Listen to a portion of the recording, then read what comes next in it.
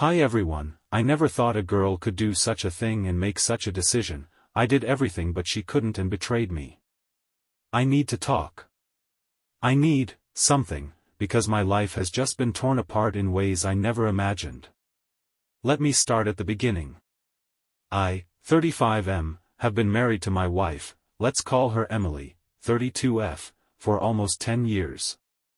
We have 2 children, a 7-year-old son and a 5-year-old daughter. On paper, our life looks good, stable job, house, seemingly normal marriage. But to be honest, Emily has never been easy to deal with. She was always demanding, complaining about everything, and somehow, no matter what, she was never happy. If I gave her flowers, they were the wrong kind. If I planned a date night, she said the restaurant was too noisy or she was not in the mood. It was like living with someone who tends to be miserable. My mom watches our kids while we work, and Emily hates her. She thinks my mom is too involved and annoying.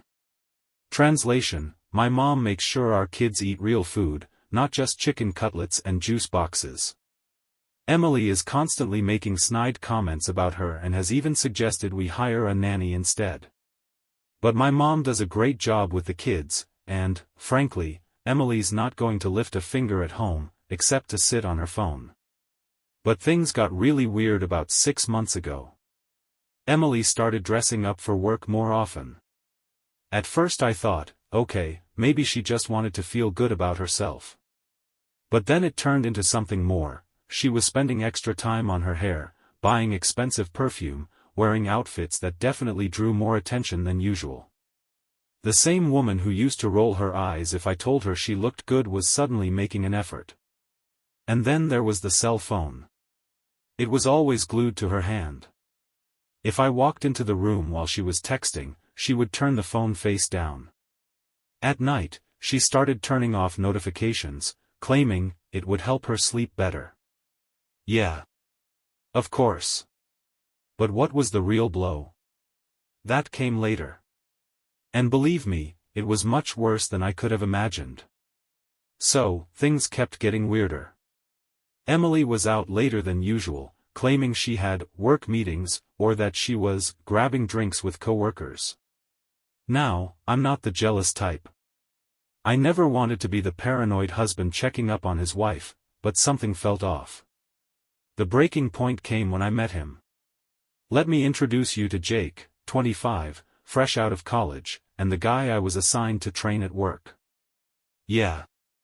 You read that right. My starter. The guy I was supposed to mentor, guide, help grow into the company. At first, Jake seemed like a decent enough guy. A little cocky, but young and eager to learn. He asked me a lot of questions, wanted my advice on things, and even cracked a few jokes about how he admired my experience. But then, I noticed something. The first time Emily picked me up from work, her car was in the shop. Jake got weird. He glanced at her, then at me, then back at her. She barely looked at him, but something about the way she ignored him made me feel uneasy. He, on the other hand, turned red like a guilty kid who just got caught sneaking cookies. I should have put the pieces together right then and there, but I didn't. Not until the night everything came crashing down. It was a regular Tuesday evening. I was exhausted, and Emily was being extra cold, short answers, rolling her eyes at everything I said. Around 9 p.m., she got a text. She glanced at it, then stood up and grabbed her purse. "I'm going out for a drive," she said. Now, Emily never just goes out for a drive. Ever. I felt this knot in my stomach, and before I even knew what I was doing, I grabbed my keys and followed her. I know. Sounds crazy, right? But my gut was screaming at me. She drove across town to this small parking lot behind a shopping plaza. And guess who was already parked there? Jake. I watched as she got out of the car, walked up to his driver's side window, and she kissed him. Right there. In the open. No hesitation. No guilt. Like it was the most natural thing in the world. I felt like someone had just ripped my heart out and stomped on it. I don't even remember driving home. I was just numb. Staring at the road, gripping the wheel so tight my knuckles went white. My heart was racing, my stomach twisted in knots. I didn't go up to them. I didn't cause a scene. I just watched. And somehow, that made it even worse. Because I saw the way she smiled at him, the same smile she hadn't given me in years. The way she tucked her hair behind her ear, like she used to do when we first started dating. The way she looked, happy. Like I never existed. When I got home, I sat in the dark, just waiting for her. I didn't know what I was going to say. I just knew that when she walked through that door, she was going to lie. Sure enough, she came back an hour later, looking completely normal, like she hadn't just stabbed me in the chest. "Hey," she said, tossing her purse on the counter. I kept my voice calm. "Where were you?" She barely looked at me. "Told you. Just went for a drive." "Really? Anywhere specific?" She gave me a quick glance, like she was already annoyed. "Just needed some air." "Why are you asking so many questions?" And that's when it hit me, she really thought I was that stupid. I pulled out my phone, opened the camera roll, and turned the screen toward her. A blurry but very obvious photo of her and Jake, kissing by his car. Her face went pale. "What the hell is this?" I asked. My voice was steady, but inside, I was shaking. For a second, she just stood there, mouth opening and closing like a fish gasping for air. And then, instead of apologizing or even owning up to it, she did the most Emily thing ever. She rolled her eyes. "Are you seriously spying on me?" she snapped. "That's so toxic. This is exactly why I've been unhappy." Unhappy. She just got caught cheating, and her first move was to blame me for being toxic. I laughed. I actually laughed. Not because it was funny, but because if I didn't, I was going to lose my mind. "You're really going to stand there and act like I'm the problem?" I asked. She crossed her arms. "Nothing even happened, okay? It was just a mistake. I wasn't thinking straight." "You looked like you were thinking pretty clearly," I said, shaking my head. And then came the final blow. The thing that turned my heartbreak into pure rage. "You know what? If you weren't such a boring husband, maybe I wouldn't need to talk to someone else." That was it. That was the moment I knew there was no coming back from this. I swear to you, I felt something snap inside me when she said that. Boring husband? I worked my ass off every day to provide for this family. I made sure the kids were taken care of.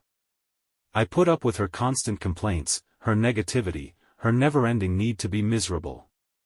And now she was standing in front of me, acting like it was my fault she was sneaking around with some 25-year-old kid I was mentoring. I took a deep breath, forcing myself to stay calm. I wasn't going to yell. I wasn't going to let her twist this into me being angry and controlling. "So, let me get this straight," I said. "You're unhappy, so instead of talking to me like an adult, you go behind my back." "With Jake?" She scoffed. "Oh my God, it's not even that serious. You're acting like I've been running around town sleeping with him." "Have you?" I asked, my voice deadly quiet. She hesitated. And in that tiny pause, I got my answer. "Unbelievable," I muttered, shaking my head. "You've been lying to me for how long?" Now she was getting defensive. "I don't owe you a timeline." I stared at her, and for the first time in a long time, I really saw her. The woman standing in front of me wasn't the woman I married. Or maybe she was, and I had just been blind to it all along. "You know what?" I said, stepping back. "I'm done." Her eyes widened. "Done with what?" "You," I said simply. "This marriage." The lies. All of it. She blinked, like she hadn't actually expected me to say it. Like she thought she could just gaslight her way out of this and keep life going as usual. "You're being dramatic," she snapped. "Dramatic? You just admitted to cheating on me, blamed me for it, and now I'm the dramatic one?" I let out a bitter laugh. "Nah. We're done, Emily." And then, as if she was the victim here, she burst into tears. "You're just going to throw away 10 years over one mistake?" she sobbed. "One mistake?" I repeated. "You don't even feel bad. You're not sorry. You're just mad you got caught." She wiped her eyes, her face twisting into something cruel. "Fine. You want to end this? Go ahead. But don't think for a second you're taking my kids from me." And just like that, the war had begun.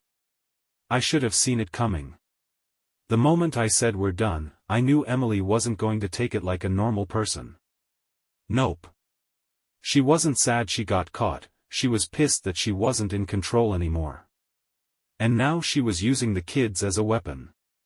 "You're not taking my kids," she repeated, crossing her arms like she'd just won some imaginary battle.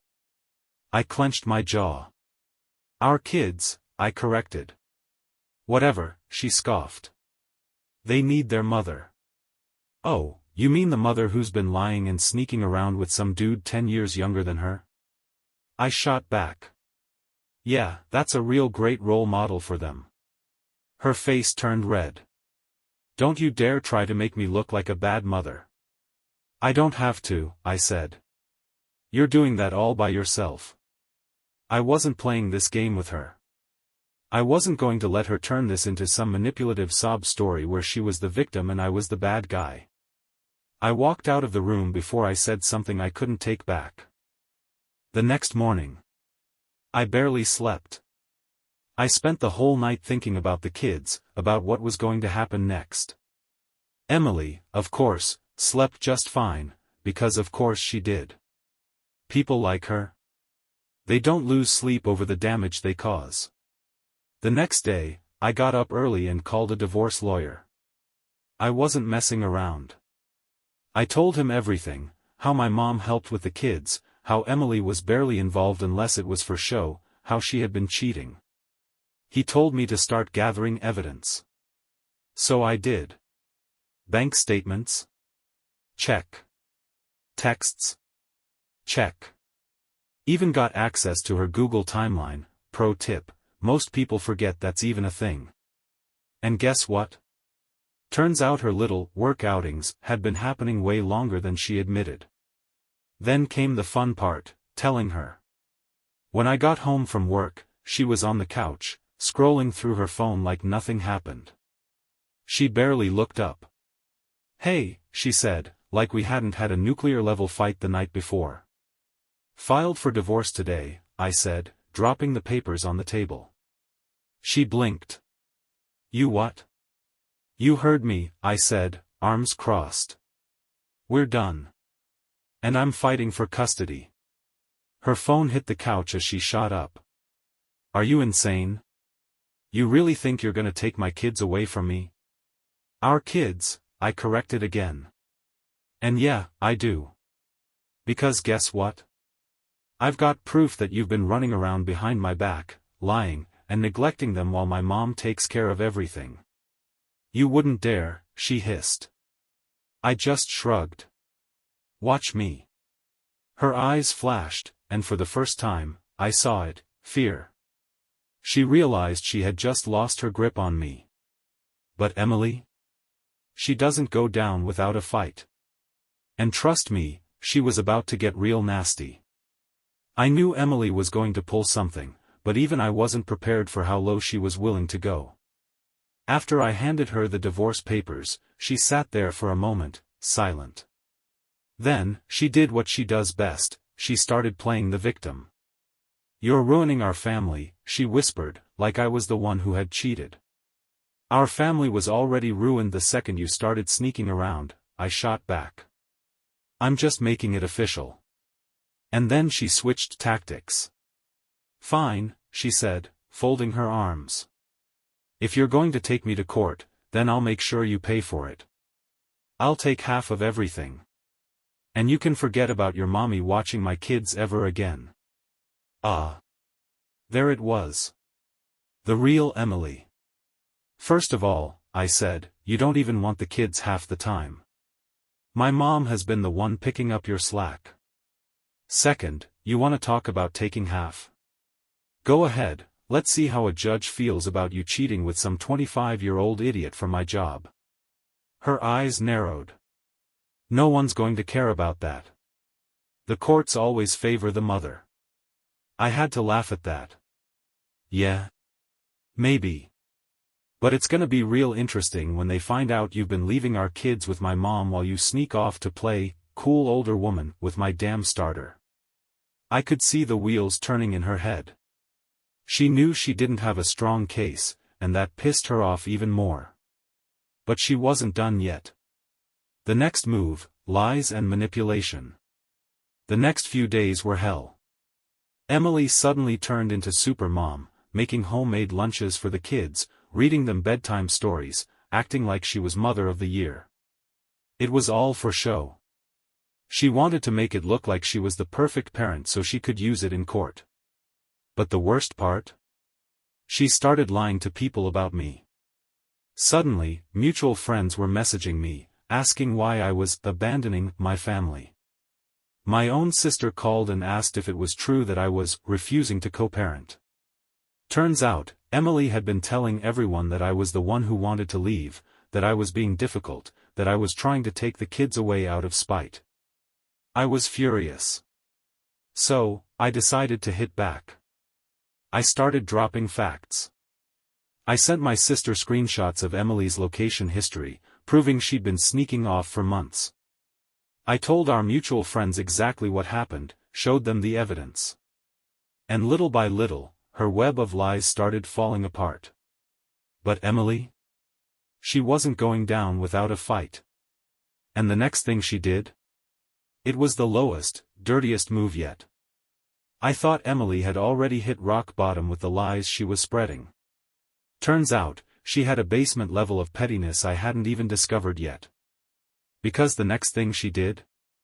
She called my job and told HR that I was creating a hostile work environment for Jake. Yeah. She actually tried to get me fired. I found out when my manager called me into his office one morning. He looked uncomfortable, like he didn't even want to be having this conversation. Hey, man, he said, rubbing his forehead. I got a complaint about you. I raised an eyebrow. From who? My stomach dropped before he even said it. Jake. Of course. He says you've been intimidating him. Making inappropriate comments? My manager looked at me, clearly skeptical. Look, I don't believe it, but HR has to investigate, you know how it is. I took a deep breath, trying to keep my temper in check. You do know that Jake has been sleeping with my wife, right? My manager's eyes widened. Wait, what? Yeah, I said, shaking my head. And now my cheating wife is trying to get me fired so she can control the whole situation. To his credit, my manager just sat back and exhaled.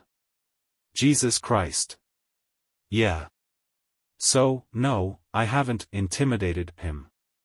I've avoided him because if I actually spoke to him, I'd probably say something I regret. My manager nodded. HR still has to go through the process, but off the record? This is some bullshit. Just lay low for now. I was furious. She wasn't just trying to take my kids, she was trying to take my job too. So, I called my lawyer. She's trying to mess with my livelihood, I told him. Can we use this? Oh, absolutely, he said. Judges don't look kindly on people who try to destroy their spouse's financial stability, especially when kids are involved. That gave me some relief. But it also made me realize something. Emily wasn't just playing dirty. She was desperate. And desperate people? They make stupid mistakes. It was time to make my next move. At this point, I was done playing defense. Emily wanted a war? Fine. Time to go nuclear. After she tried to get me fired, I started putting everything in place. My lawyer helped me get an emergency hearing set up to establish temporary custody while the divorce was in progress. I wasn't about to let Emily use the kids as pawns in her little game. Meanwhile, she was still acting like she was the victim. Posting cryptic quotes on Facebook like, "Some people don't appreciate a good woman until it's too late," face with rolling eyes. I stayed quiet. I let her think she was winning. And then, 2 days before our court hearing, she slipped up. Emily's biggest mistake. I was at work when I got a text from my mom. "Mom, Emily just dropped the kids off and left. Said she had plans." Me, plans? Where? Mom, didn't say. But she was dressed up. Looked like she was going out.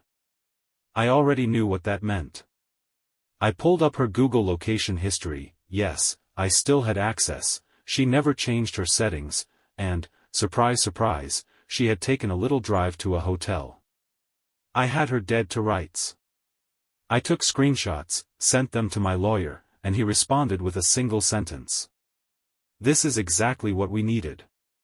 The court hearing. Emily walked into that courtroom acting like she had already won. I could tell she thought she was about to cry some crocodile tears and get full custody while taking half my paycheck. But the moment my lawyer started presenting the evidence, her face dropped. We showed the judge screenshots of her texts lying about where she was. Proof that she had been dropping the kids off with my mom while she ran around with Jake. Her hotel visits, while she was supposed to be watching the kids. Emily tried to play dumb. I don't know what he's talking about. But the judge? He wasn't buying it. By the end of the hearing, I had temporary primary custody of the kids, and she was given supervised visitation until we finalized everything. Emily was livid.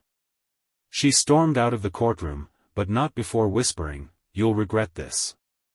"Oh, honey. I already regretted marrying you." The moment we walked out of that courtroom, Emily lost it. "You think you're some kind of hero," she hissed, yanking me aside while my lawyer walked ahead. "You think you won?" I stared at her, calm. "I think I just did." She let out this bitter laugh, shaking her head. "Enjoy playing house with my kids while you can. You think this is over? It's not." At this point, I wasn't even angry anymore. I was just done. "I don't care what you do, Emily," I said. "You already lost the most important thing." She smirked. "And what's that?" I smiled back. "Control." That wiped the smirk right off her face. I turned and walked away, leaving her standing there, fuming. Reality sets in. For the first time in years, my house was peaceful. The kids were adjusting, confused at first, but happier without the constant tension Emily brought into the house. My mom was relieved. Even I was sleeping better. Emily, on the other hand? She spiraled. She started posting even more dramatic nonsense on social media. She texted me out of nowhere at random times, trying to bait me into a fight. She tried to guilt-trip me, saying, "You're keeping me from my kids." Ma'am, the court made that decision, not me. And, of course, there was Jake. Jake's karma hits hard. Oh, and speaking of Jake, he got a nice little reality check, too. Turns out, Emily wasn't quite the fun older woman he thought she was. She was controlling. She was clingy. She was a lot. Dude was already looking exhausted every time I saw him at work. And then, about a month after the court hearing, he quit. Just stopped showing up. No notice, no goodbye. Word around the office was that he and Emily were already having problems. And me? I didn't have to do a damn thing. The trash took itself out. But it's not over yet. I should have been celebrating. I had the kids, Emily was spiraling, and my life was finally settling down. But then, something unexpected happened. Something that made me realize Emily wasn't quite done trying to ruin my life. And this time, she went too far. I thought Emily was done. I thought after losing primary custody of the kids, after Jake bailing on her, after her entire web of lies collapsed, she'd finally give up. I should have known better. Because Emily? She wasn't the type to take a loss with grace. She was the type to go scorched earth. Emily's last, desperate move. One night, I was home with the kids when I got a very unexpected knock at my door. It was the police. Apparently, Emily had filed a false domestic violence report against me. She told them I had threatened her over text and that she was afraid for her safety. Thankfully, I had already anticipated this level of nonsense. I had kept every single text, every email, every message. I showed the officers everything. The cops took one look at the text she provided, where I told her, "Please don't contact me unless it's about the kids," and they just sighed. "Yeah," one of them said, shaking his head. "This isn't going anywhere." But still. That was it for me. I was done letting Emily get away with her lies. The final blow. I called my lawyer first thing in the morning. "She tried to have me arrested," I said, still fuming. "Can we use this?" His response? "Oh, absolutely." Emily's false report backfired badly. The court wasn't just unimpressed, they were pissed. By the time we finalized the divorce, I walked away with full custody of the kids. Majority of the assets, since Emily kept draining our joint account. A restraining order against Emily, because of her false accusations. Emily? She was left with supervised visitation and a lot of legal fees. And the best part? Jake was long gone. Turns out, the moment Emily started unraveling, he dipped. She tried to keep him around, but the guy didn't sign up for that level of crazy. Last I heard, she was bouncing between apartments, trying to find another sucker to latch onto. Meanwhile, I was free. What I learned from this mess. If something feels off, it probably is. I ignored so many red flags in my marriage. Never again. People don't change, they just get better at hiding who they are. Emily had always been a liar. I just didn't want to see it. Karma is real. I didn't have to destroy Emily. She did it to herself. And the most important thing? I got my life back. The house is peaceful. My kids are happy.